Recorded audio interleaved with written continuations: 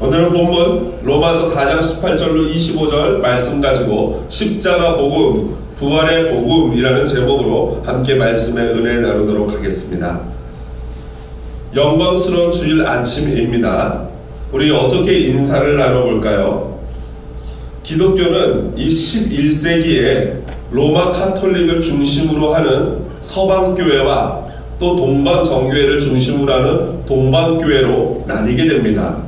그래서 이 각자의 갈 길을 이렇게 뻗어서 지금까지 오늘날 내려오고 있는데요. 서쪽, 그러니까 이 로마 카톨릭을 중심으로 유럽 쪽으로 뻗어간 교회에서 바로 우리 프로테스탄트, 우리 기독교가 나오게 되고요. 그리고 동쪽으로 뻗어간 교회는요, 오늘도 전통적인 모습을 굉장히 많이 지키고 있으며 러시아 정교회, 그 동방 정교회가 러시아로 들어가 러시아 정교회라는 이름을 갖게 되고요. 그 동방교회의 또 다른 한 분파가 이루어지게 됩니다.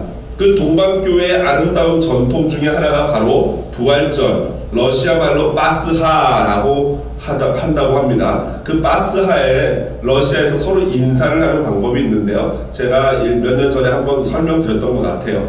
이 목사가 앞에서, 회중 앞에서 예수 부활하셨습니다 라고 말하면은 회중들이 진실로 다시 사셨습니다 라고 하는 거예요. 그런데 이거를 우리는 이제 러시아 말로 한번 해보도록 하겠습니다. 반응이 썰렁하네요. 화면을 보시고 러시아 말로 해보도록 하겠습니다. 다 같이 한번 먼저 위에 거 크리스토스 바스크레스, 바이스치누 바스크레스. 예, 이게 뭐 러시아 말로 앞에가 예수 부활하셨습니다, 뒤에가 진실로 부활하셨습니다 라는 거라고 합니다. 암만 해도 바스크레스가 부활하셨습니다 하고 크리스토스는 그리스도라고 보여줍니다. 거의 비슷하지 않습니까? 한번 해보겠습니다. 제가 크리스토스 바스크레스 하면 여러분들 뭘 해야 될지 아시겠죠? 자, 해보겠습니다. 크리스토스 바스크레스. 할렐루야. 아유, 러시아어도 잘하십니다. 한국말도 잘하시고 영어도 잘하시고 러시아어도 잘합니다. 우리는 매우 특별한 이 고난주간 부활주의를 맞이하고 있습니다. 어떻게들 보내고 계십니까? 어제 우리 주일학교 사역자들은요, 이 부활주의를 어떻게 할까 고민을 하다가 이 전도사님들이 아마 이 계란에다가, 삶은 계란 아니고 계란 모양에다가 뭐 캔디나 이런 걸 넣어가지고 선물 꾸러미를 꾸려서 이 각 가정에 가가지고 이 배달을 하고 전달을 하고 같이 찬양을 한 곡 불러주고 인사를 하고 왔다고 합니다. 아마 이 코로나 때문에 먼 발치에서 떨어진 상태에서 인사를 하고 전달을 하고 왔다고요. 그래 아이들이 얼마나 좋아했는지 제가 다녀와서 사진으로 보고하는 것들을 보면서 참 아이들도 좋아하고, 또한 방문을 당한 우리 성도님들도 또 가만히 있지 않고 사역자들에게 또 조그만 음식이나 뭐 빵이나 이런 것들로 사랑을 표현하는 모습을 보면서 참 아름다운 교회다 라는 생각을 하게 됐습니다. 그럼 또 우리 어른들은 뭐 그러면 이 얘기를 들으시면서 이 어른들은 아무것도 없네 라고 생각하실 수 있는데, 그게 아니라 주중에 저희 집사람하고 전 교인을 대상으로 어떻게 하면 우리 부활절 이 기쁨을 성도님들과 나눌 수 있을까 고민하다가 현재로서는 가장 이 방법이 좋겠다 해서 부활절 카드를 하나 만들어 써가지고 여러분들한테 이렇게 프린트아웃을 해서 쓰고, 여러분들 성함을 제가 직접 쓰고 제 이름 써가지고 각 가정으로 주소를 이렇게 발송을 했습니다. 아마 내일쯤이면 도착할 것 같고요. 그 카드와 더불어서 그 안에 책갈피 있으니까요, 댁에서 책 보시면서 이렇게 끼워 놓으시고 교회를 생각하시고 기도해 주시기를 부탁을 드립니다. 혹시 이 우편사고가 발생해서 가정에 만약에 교회에서 보낸 제가 보내드린 부활절 축하 카드가 도착하지 않는 분들은 구역장님들께 말씀해 주시면은 어떻게든지 또 다시 전달할 수 있는 방법을 조치를 취하도록 하겠습니다. 이 무료한 이 자택 격리 가운데 좋은 영화들을 보시라고 아까 제가 말씀드렸지만 이 구역장님들을 통해서 이 영화 링크를 보내드렸습니다. 여러분들 확인하시고, 혹시 구역장님들이 이 디바이스 다루는 것에 능숙하지 못하셔서 못 보내시는 분들도 있을 수 있으니까요, 교회 홈페이지에 우리 간사님이 또 게시를 할 테니까 교회 홈페이지에서 또 링크를 따라가셔서 좋은 영화 보시면서 이 부활절의 의미를 깊이 나누시기를 부탁을 드립니다. 이 영화 얘기가 나와서 말인데요, 여러분 보니까 이 미국 넷플릭스라고 하는 데서도 한 달간 무료로 모든 영화를 마음껏 볼 수 있게끔 한 달간 무료로 이 어떤 프로모션을 하고 있는 것 같습니다. 이 넷플릭스라는 이 사이트에 들어가면은 진짜 어마어마한 숫자의 영화가 있습니다. 평생 봐도 다 못 볼 것 같은 숫자의 영화인 것 같은데요. 그 영화 가운데, 드라마 가운데 요즘 가장 인기 있는 것이 뭔지 아십니까, 여러분 혹시? 바로 킹덤이라고 합니다. 킹덤. 근데 너무나도 이 자랑스러운 게 뭐냐면은 그 킹덤이 이 미국에서 만든 드라마가 아니고 어디서 만든 드라마일까요? 그렇죠. 제가 한국에서 만들었으니까 이 이야기를 하는 거 아닙니까? 한국에서 만든 드라마가 킹덤인데 요번에 시즌2가 나와가지고 이 미국 사람들이 오매불망 이 시즌2만 기다리고 있다가 요번에 나와서 아 잘됐다 하면서 이 자가격리 때 이것들을 따끈따끈한 이 킹덤을 많이 봤다라고 하더라고요. 실제로 이 미국의 유명 흑인 배우인 사무엘 L. 잭슨 있지 않습니까? 그 배우도 이 집에서 이것을 보았다라는 어떤 이 소식을 사람들에게 전하고 있습니다. 역시 이 한류가 요즘엔 대세인 것 같습니다. 사실 저는 이 킹덤이라는 걸 시즌1도 보지 않았습니다. 왜냐하면요, 킹덤이라는 그 드라마 내용이 시대 배경은 우리나라 조선시대인 것 같은데 이 조선시대의 왕궁에서 왕이 싸우는 대상이 누구냐면요, 좀비들이에요. 좀비들. 그러니까 조선시대 사극과 좀비라는 말도 안 되는 이게 만난 이 드라마가 바로 킹덤입니다. 그래서 이 외국 사람들에게는 굉장히 신선하고, 좀비는 굉장히 익숙한데 조선시대가 신선하기 때문에 굉장히 신선한 좀비물이 하나 탄생해서 사람들이 그렇게 좋아하면서 보는 것 같습니다. 저는 요즘 이 영화계를 이렇게 살펴보면서 이 좀비라는 영화, 좀비가 나오는 이 영화가 아예 한 이 장르를 만드는 것 같은 느낌이 들어요. 이 좀비가 나오는 영화가 얼마나 많은지, 여러분 좀비가 뭔지 또 모르시는 분도 혹시 계시지 않겠습니까? 좀비는 이 사람이 죽어가지고 시체인데 죽었는데 살아서 돌아다니는 그러한 어떤 그런 존재예요. 그래서 막 생명이 없고 아무리 칼로 찔러도 죽지 않는 그런 무시무시한 존재가 바로 좀비인데, 저는 왜 요즘 이런 좀비 영화들이 많이 나오나 라고 생각을 해봤더니 아무래도 시대를 반영하고 있지 않나 생각을 합니다.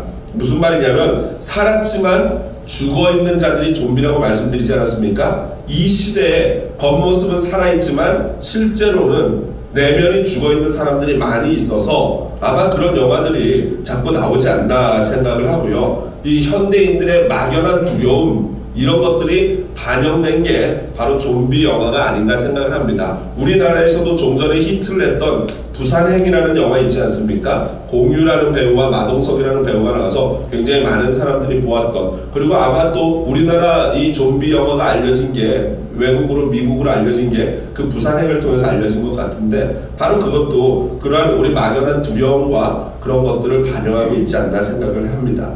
오늘날 현대는요, 많은 사람들이 살아가고 있고 그 인구는 계속 증가하지만 영화에서 보여주는 것처럼 그 수많은 사람들이 존재하지만 실상은 그들 가운데 겉모습은 살아있지만 내면이나 영이 죽어있는 자들이 많이 존재한다라는 것입니다.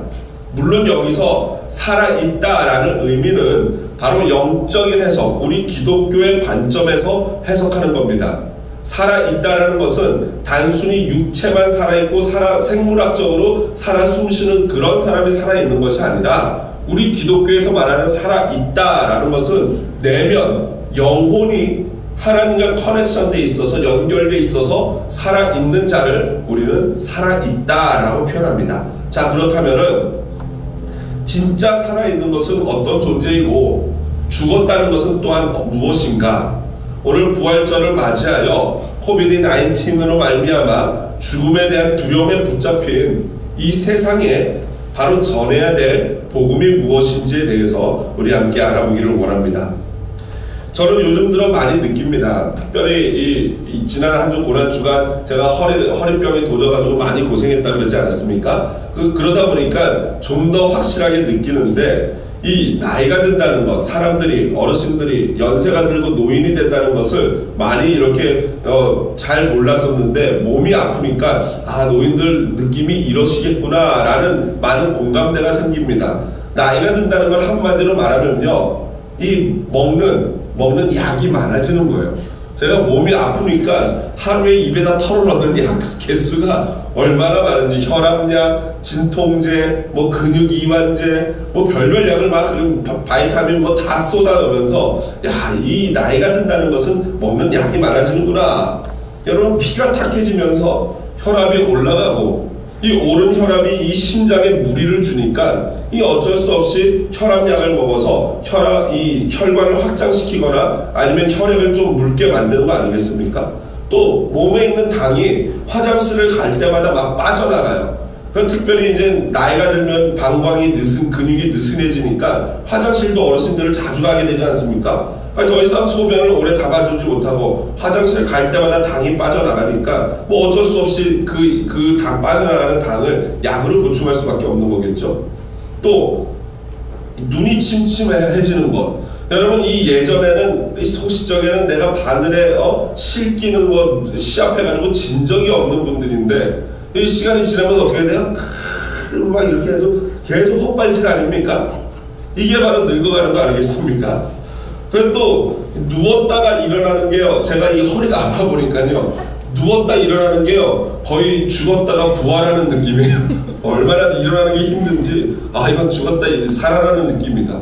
또 제가 그 아픈데 또 와서 뭐 이 설교 준비하기 때문에 월요일인가요, 뭐 이 차를 타고 오르내리는데 거의가 뭐 에베레스트 등산했다가 내려오는 느낌이에요. 허리가 아프니까. 아마 이게 바로 나이가 든다, 늙어간다라는 게 바로 이런 의미가 아닐까 생각을 합니다. 오늘 본문에 이러한 현상을 18절에 아주 간단하게 설명을 했어요. 뭐라고 설명했냐면 바랄 수 없는 중에라고 설명했어요. 그러니까 육신이 쇠퇴해가고 몸이 약해지면서 그런 현상을 한마디로 표현하면 바랄 수 없는 상황이 되었다라는 거예요. 한마디로 소망이 다 사라지고 그 어떤 이 욕심이나 열정도 없어지는 바랄 수 없는 상황이 되는 것, 이게 바로 나이가 든다라는 것이라고 보여줍니다. 오늘 본문에 등장하는 노인은 무엇인가를 바랄 수 없는 절망의 상태였어요. 나이가 100살이나 이르렀고 그의 아내 또한 90세에 이르는 노파였습니다. 여러분, 그러니 당연한 거 아니겠습니까? 한 60, 70만 돼도 눈이 어두워지고 허리가 아픈데 100살이 되고 아내가 90살이 됐으니 어찌 바랄 수 없는 중이 안 되겠습니까? 당연히 모든 것들이 다 절망적으로 변해버리는 바랄 수 없는 상태가 되었던 것입니다. 사도 바울은요, 오늘 본문에서 19절에 이것을 다시 자세하게 설명합니다. 자기 몸이 죽은 것 같고, 한마디로 바랄 수 없는 것은 몸이 아예 이제 죽은 것과 같은 상태가 되었다는 것입니다. 생명력이 없어요. 히브리서 11장 12절에는 이렇게 표현하고 있습니다. 이러므로 죽은 자와 같은 한 사람으로 말미암아 라고 표현하고 있어요. 아브라함에 대해서. 그는 마치 죽은 자와 같은 상태였지만 겉으로 보기에는 육신은 다 쇠퇴하고 마치 더 이상 이세를 생산할 수 없는 그런 몸의 상태가 된 것 같고, 뭐 차에 한번 오르내리는데 마치 에베레스트산 등반하는 것처럼 힘든 그런 육신의 상태가 되었지만, 그러나 그 노인은 사실은 살아있는 자였던 것입니다. 겉으로 보기에는 마치 죽은 자 같지만 그 내면이, 그 속이 살아있을 수 있었던 비결이 무엇입니까? 오늘 18절에 보니까 이렇게 돼 있어요. 아브라함이 바랄 수 없는 중에 바라고 뭐였습니까? 믿었으니. 바랄 수 없는 중인 거는 맞지만 그런 상황 가운데도 바라고 믿었다. 이게 그의 생명이에요. 또 19절 하반절에 보니까 죽은 것 같음을 알고도 믿음이 약하여지지 아니하고 라고 나옵니다. 내 상황을 보니까 몸이 다 그냥 이제 망가질 대로 망가졌어요. 막 입에다 넣는 약이 수두룩한데도 그럼에도 불구하고 그의 믿음이 약해지지 않았다는 거예요. 20절부터 22절에 그걸 자세히 설명하는데 그게 바로 믿음이라는 것인데 이겁니다. 믿음이, 제가 읽어보겠습니다. 믿음이 없어 하나님의 약속을 의심하지 않고 믿음으로 견고하여져서 하나님께 영광을 돌리며 약속하신 그것을 또한 능히 이루실 줄을 확신하였으니 그러므로 그것이 그에게 의로 여겨졌느니라. 아멘. 이걸 뭐라 그럽니까? 믿음이라고 합니다. 믿음. 마치 죽은 자 같은 외모이고 상태이지만 그가 펄펄 살아서 날뛰는 젊은이와 같았던 이유는 그 안에 있는 믿음 때문이었다라는 거예요. 여러분, 그렇다면 그 믿음은 어떤 믿음입니까? 그의 믿음을 이야기하려면요, 그 노인의 과거 이야기를 끄집어내야 합니다. 그에게는 트라우마 같은 스토리가 하나 있지요. 죽은 자와 같은 노인에게 하나님은 그의 이 믿음을 따라서 아들을 주셨습니다. 하지만 그 아들이 채 20살도 되기 전에 하나님은 그 노인의 아들을 제물로 삼으라고 명령하십니다. 도저히 이해할 수 없는 명령이지요. 밤새 뜬 눈으로 고민한 결과 그 노인은 믿음으로 역시 결정합니다. 히브리서에는 이 장면을 이렇게 설명해주고 있습니다. 그에게 이미 말씀하시기를 내 자손이라 칭할 자는 이삭으로 말미암으리라 하셨으니 그가 하나님이 능히 이삭을 죽은 자 가운데서 다시 살리실 줄로 생각한지라 비유컨대 그를 죽은 자 가운데서 도로 받은 것이니라 라고 그 노인이 나중에 말했어요. 여러분, 아무리 이 노인이 생각해봤어요. 아무리 생각해도 하나님이 자기에게 이스마엘도 안되고 다른 자도 안되고 오직 이삭만이 너의 후손이고 그를 통해서 민족을 주겠다고 약속을 하셨단 말이죠.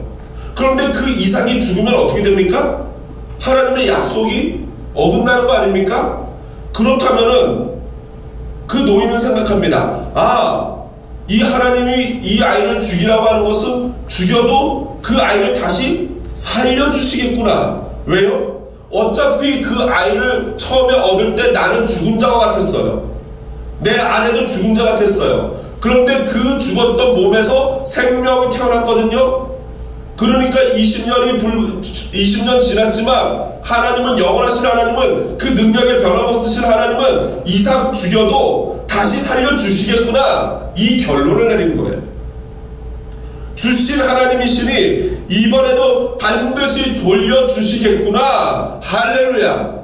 이게 믿음인 줄로 믿습니다. 여러분, 저는 놀랍니다. 어째 한낱 인간이 성경책도 없고 신학서적도 없는 가운데 이러한 깊은 신학을 발견할 수 있느냐 말이죠. 여러분, 이거는 오늘날 우리가 배우고 있는 신학의 깊은 정수, 우리 기독교의 가장 핵심이거든요. 그런데 어떻게 그 노인이, 100살이 넘은 노인이 이 깊은 신학을 깨닫냔 말이죠. 그 옛날에 성경도 없는 시절에 말입니다. 그러니 이게 하나님의 성령의 은혜가 아니겠습니까? 바로 하나님은 그 노인의 이러한 믿음을 무엇이라고 여겼다고요? 의로 여겼다 그랬어요. 이 믿음을 의로 여기셨다. 22절에요. 그런데 사도 바울은 이것을 확장해서 해석합니다. 아브라함의 그 믿음이 단순히 아브라함만을 위한 것이 아니라 바로 우리를 위한 것이라는 거예요. 바로 너희를 위한 것이라는 거예요. 바로 우리에게도 해당되는 원리가 바로 그 노인의 그 믿음이다 라는 거예요. 그 믿음이 뭐예요? 죽은 것 같으나 살아있는 노인의 그 믿음, 의로 여기시는 그 믿음, 바로 그 믿음 말입니다. 여러분, 그러면 그 믿음이 과연 무엇을 믿는 어떤 믿음인가? 이게 중요하지 않습니까? 여러분, 복음은요 말 그대로 복된 소식이에요. 그런데 시대마다 약간씩 옷을 갈아입습니다. 핵심은 같아요. 핵심은 똑같은데 옷을 약간씩 갈아입어요.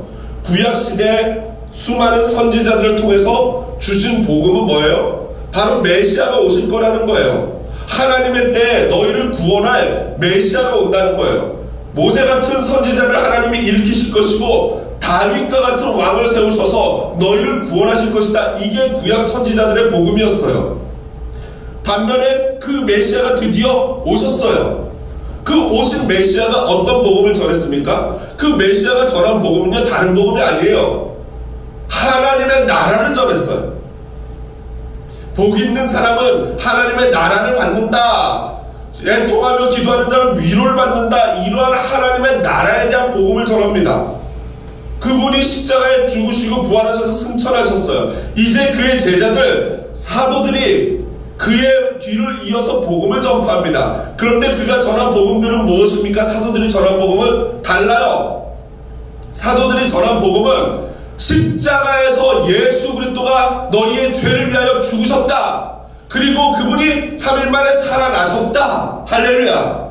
이게 사도들이 전한 복음이에요. 그리고 지금 우리가 믿고 있는 바 이 복음이 십자가의 복음과 부활의 복음인 것입니다.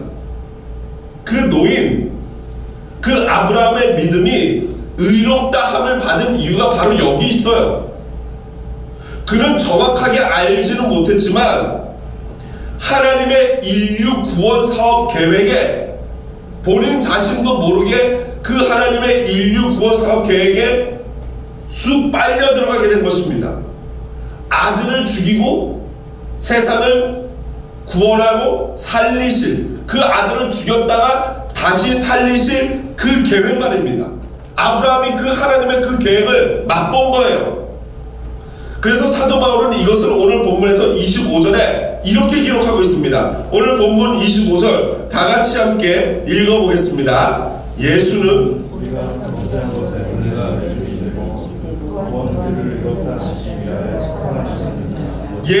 우리가 범죄한 것 때문에 내 주님이 되고 또한 우리를 의롭다 하시기 위하여 살아나셨느니라. 아멘. 여러분, 이 얼마나 아름다운 축약입니까? 이 복음의 핵심 정수를 이 한 문장에 사도 바울이 그대로 담고 있어요. 십자가의 복음과 부활의 복음, 이 두 가지를 고스란히 담고 있는 구절이 바로 이거예요. 먼저 십자가의 복음입니다. 십자가의 죽으심이 없이는 결코 죄사함이 없는 줄로 믿습니다. 이것은 하나님의 공의예요. 그래서 예수님이 저와 여러분의 모든 죄, 모든 인류의 죄를 짊어지시고 십자가에서 죽으신 것입니다. 저주를 받으신 것이에요. 그런데 문제는요, 여기서 또 문제가 하나 발생합니다. 예수님은 죄인이십니까? 의로운 분이십니까? 의로운 분이십니다. 자, 의로운 사람을 죽이면 하나님의 공의에 문제가 생겨요, 안 생겨요? 생길 수밖에 없어요. 의로운 사람을 하나님이 죽이시면은 그건 공의로운 하나님이 아니신 거예요. 그런데 문제는 예수님의 죽음이 그대로 끝나버리면은 두 가지 중에 하나예요. 예수님이 의인이 아니거나 또 다른 하나는 하나님이 공의로운 분이 아니시거나 되는 문제가 발생하게 돼요. 무슨 말입니까? 의인이신 예수님이 죽으셨어요? 그런데 살아나지는 못해요? 그러면 예수님은 의인이 아닌 거예요. 왜? 죄의 삭은 뭐예요? 사망이에요. 의인이 죽을 수가 없어요. 근데 죽었다면 다시 살아나야 되는데 안 살아나면 그 사람은 죄인이라는 거예요. 그래서 바로 하나님이 그 의인이신 예수 그리스도를 어떻게 하시는 겁니까? 다시 살려내시는 겁니다. 바로 그것이 예수 그리스도는 의인이시고 하나님은 죄를 심판하셨지만 동시에 공의로 의로운 자를 죽이시지 않는 살리시는 부활의 하나님이심을 보여주는 복음이 바로 이 십자가와 부활의 복음인 것입니다. 그래서 이 부활하신 예수 그리스도를 믿음으로 우리 역시 의롭게 되는 거예요.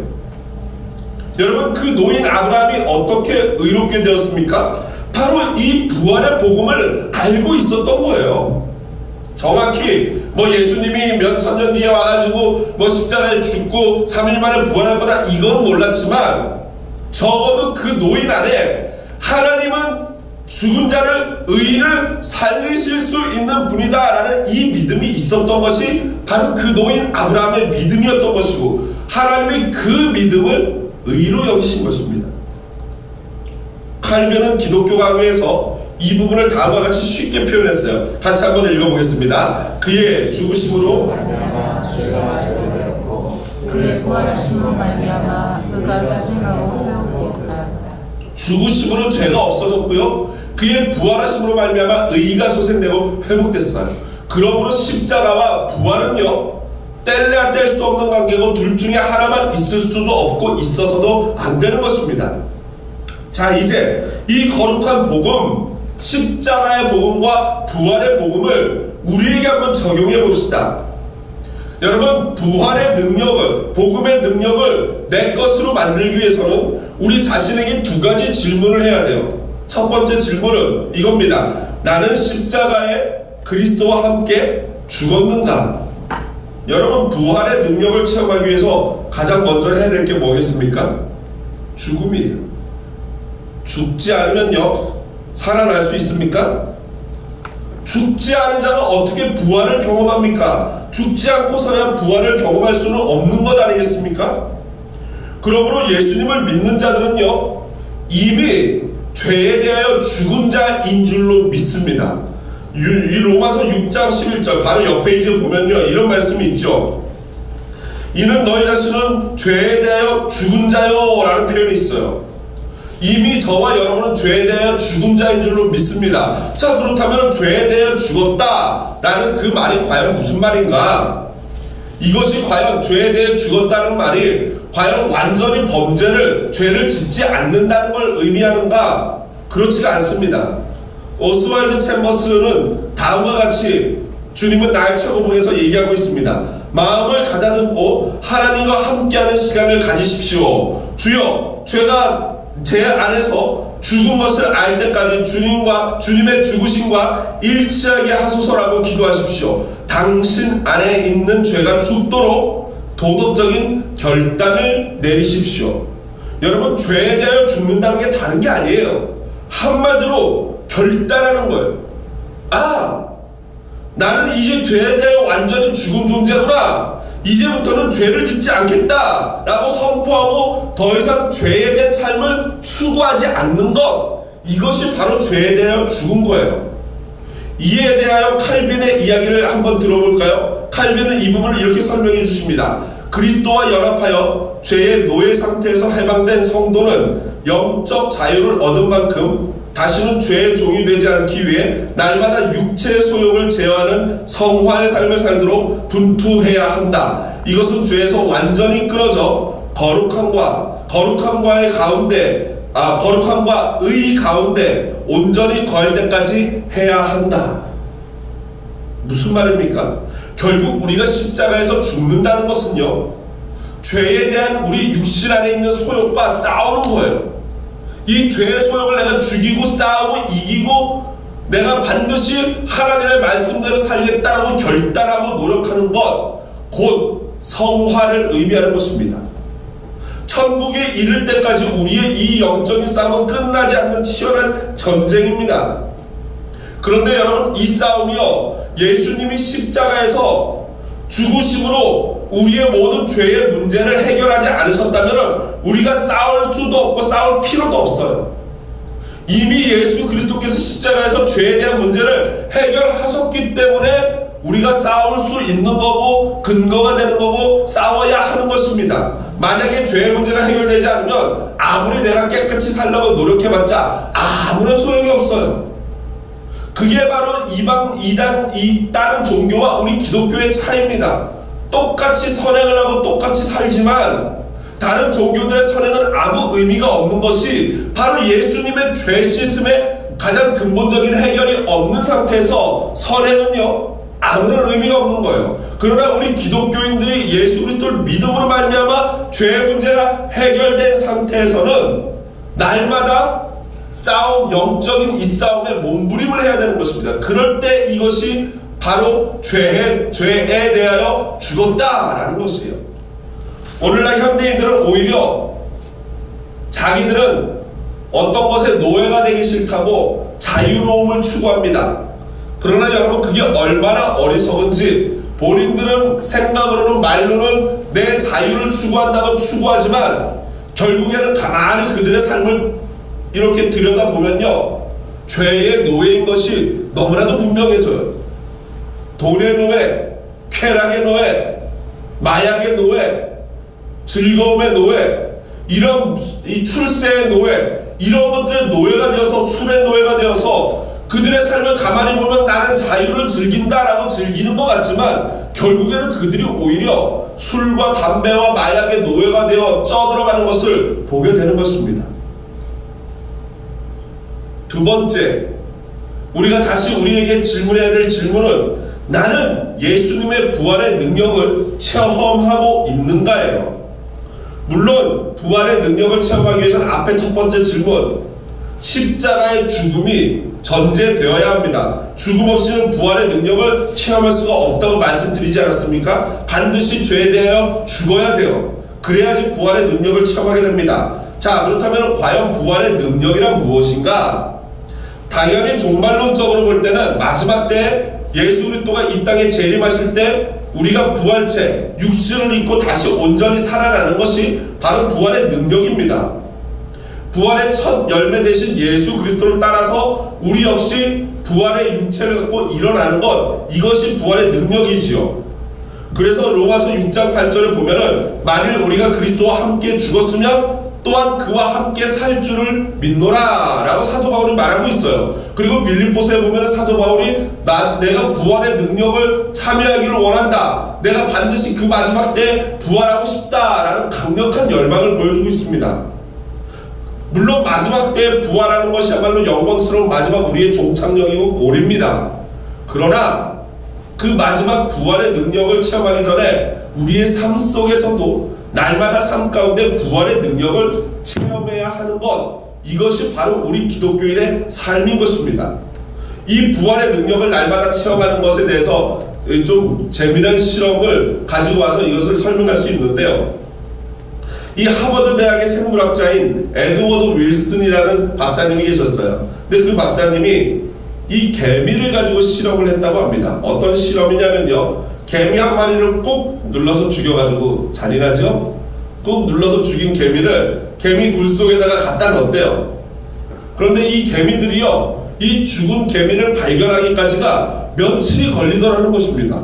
신기하게도 꼼짝도 안 하는 개미가 있는데도 이 개미들이 개를 발견하지 못하고 계속 부지런히 왔다 갔다 한대요. 그런데 며칠이 지나고 나서야 그 죽은 개미를 발견하고 함께 그 개미를 물어다가 옮겨서 개미들의 무덤에다가 갖다 놓더래요. 그래서 이 연구를 했더니 이게 왜 그런가 했더니 이 개미들은요, 시각으로 이것을 죽음을 인지하는 게 아니라, 시체를 인지하는 게 아니라 뭘로 인지합니까? 냄새로, 후각으로 죽은 시체를 인지하더랍니다. 그러니까 개미가 썩기 시작하면서 그때부터 아, 얘 죽었구나 라고 안더라는 거예요.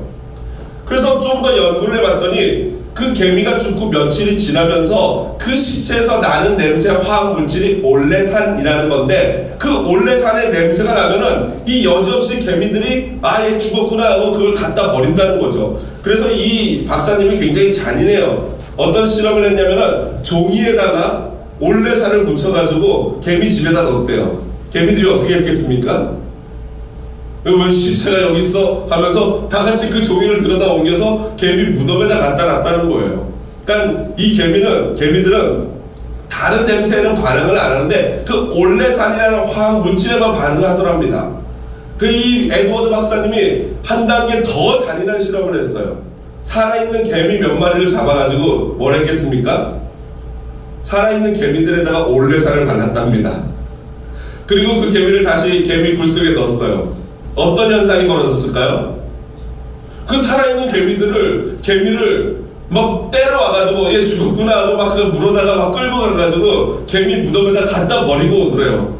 그러니까 살아있는 이 개미는 얼마나 억울했겠습니까? 그 개미가 다시 집으로 돌아올 수 있었던 때는 다 목욕하면서 올레산을 이렇게 씻어낸 뒤에 집으로 돌아올 수 있었다고 합니다. 여러분, 여기서 우리는 엄청난 교훈을 얻습니다. 필립 얀시 목사님은요, 죄에는 죽음의 악취가 배어 있다 라고 말했어요. 죄에는 죽음의 악취가 배어 있다. 여러분, 어찌 살아있는 자에게서 죽음의 냄새가 날 수 있겠습니까? 부활의 능력을 체험한 자들은 그들에게서는 살아있는 자의 향기가 나는 것이 당연한 것입니다. 고린도후서 2장 15절에 보면은 우리는 구원받은 자들에게나 망하는 자들에게나 하나님 앞에서 그리스도의 향기니, 여러분, 분명한 것은요, 죄의 죽음의 악취든 살아있는 그리스도인의 향기든 냄새는 감출 수 없다는 거예요. 여러분, 우리 속주머니에다가 똥을 감추고 있다면은 그 사람이 아무리 겉에 비싼 양복을 입고 아무리 비싼 화장품으로 치장을 하고 아무리 아름답게 꾸민들 그 사람이 오늘 어떤 냄새를 하겠습니까? 상상만 해도 더럽죠? 똥 냄새가 납니다. 여러분, 우리 몸에서 풍겨나오는 체취는 어쩔 수 없는 것입니다. 말씀을 정리합니다. 저와 여러분 부활절을 맞이하며 독특한 이 부활절을 맞이하며 부활의 능력을 체험하고 계십니까? 부활의 복음을 누리고 계십니까? 부활의 향기, 부활의 능력이 여러분 무엇입니까? 부활은요, 절망을 소망으로 바꾸는 게 부활이에요.